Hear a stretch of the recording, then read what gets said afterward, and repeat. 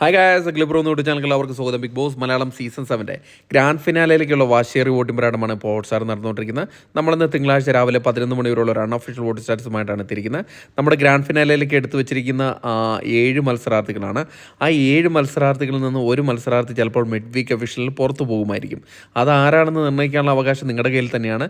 നിങ്ങളുടെ ഇഷ്ട മത്സരാർത്ഥികൾക്ക് വേണ്ടി നിങ്ങൾ ജിയോ ഹോട്ട്സ്റ്റാർ ആപ്പിൽ കയറി തന്നെ വോട്ട് ചെയ്യുക. എന്നാൽ മാത്രമേ ആ വോട്ട് ആ മത്സരാർത്ഥി ലഭിക്കത്തുള്ളൂ.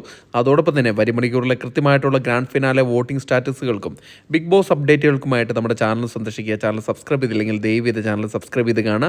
അതോടൊപ്പം തന്നെ വീഡിയോ ഇഷ്ടപ്പെടുമെങ്കിൽ ലൈക്ക് ചെയ്യുക, ഹൈപ്പ് ചെയ്യാനും മറക്കരുത്. ഇന്ന് രാവിലെ 11 മണിയുടെ വോട്ടിംഗ് സ്റ്റാറ്റിൽ 1-ാം പൊസിഷൻ അനീഷ് തിരിച്ചു കയറി വന്നിരിക്കുകയാണ്. അനീഷ് അനുമോളിൽ നിന്ന് തൻ്റെ 1-ാം പൊസിഷൻ കൈയടക്കി പിടിച്ചിരിക്കുകയാണ്. 15,789 വോട്ടിൻ്റെ ബലത്തിലാണ് 1-ാം പൊസിഷൻ കീഴടക്കിയത്. എന്നിരുന്നാൽ കൂടെ ചെറിയൊരു വോട്ടിൻ്റെ ലീഡ് മാത്രമാണ് അനീഷിന് കരസ്ഥമാക്കാൻ സാധിച്ചത്. 2-ാം പൊസിഷനിൽ അനുമോളാണുള്ളത്. അനുമോൾ അനീഷുമായിട്ടുള്ള ഇഞ്ചോടിഞ്ച് പോരാട്ടത്തിൽ തൻ്റെ പൊസിഷൻ നഷ്ടപ്പെട്ട് 2-ാം പൊസിഷനിലേക്ക് വന്നിരിക്കുകയാണ്.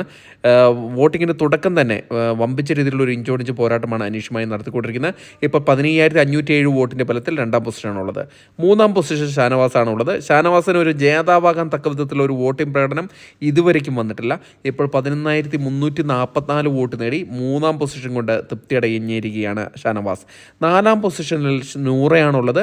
നൂറയും ഷാനവാസും ഇഞ്ചോടിഞ്ച് പോരാട്ടമാണ് വോട്ടിങ്ങിൻ്റെ തുടക്കത്തിലെ കാഴ്ചവെച്ചുകൊണ്ടിരിക്കുന്നത്. ഇപ്പോഴും ചെറിയൊരു വോട്ടിൻ്റെ വ്യത്യാസത്തിൽ മാത്രമാണ് നൂറയ്ക്ക് 3-ാം പൊസിഷൻ നഷ്ടപ്പെട്ട് 4-ാം പൊസിഷനിലേക്ക് വന്നിരിക്കേണ്ടത്. 11,008 വോട്ട് നേടിയാണ് 4-ാം പൊസിഷനുള്ളത്. 5-ാം പൊസിഷനിൽ നെവിനാണുള്ളത്. നെവിൻ നല്ല രീതിയിലുള്ളൊരു വോട്ടിംഗ് പ്രകടനം വോട്ടിങ്ങിൻ്റെ തുടക്കത്തിൽ കാഴ്ചവെച്ചിട്ടുണ്ട്. പക്ഷേ നൂറെ അട്ടിമറിക്കാൻ തക്ക വിധത്തിലുള്ള ഒരു വോട്ടിംഗ് പ്രകടനമൊന്നും വന്നിട്ടില്ല. 9,233 വോട്ട് നേടി 5-ാം പൊസിഷനാണുള്ളത്. 6-ാം പൊസിഷനിൽ അക്ബറാണുള്ളത്. അക്ബറും നെവിനും ഇഞ്ചോടിഞ്ച് പോരാട്ടമായിട്ടാണ് ഇപ്പോൾ കണ്ടുവരുന്നത്.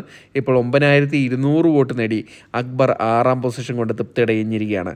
7-ാം പൊസിഷനിൽ ആദിലയാണുള്ളത്. ഇത്തവണ ഒരു മിഡ് വീക്ക് എവിക്ഷൻ ഉണ്ടെങ്കിൽ അതിൽ ആദില ആകാനാണ് ചാൻസ് പുറത്തു പോകാൻ.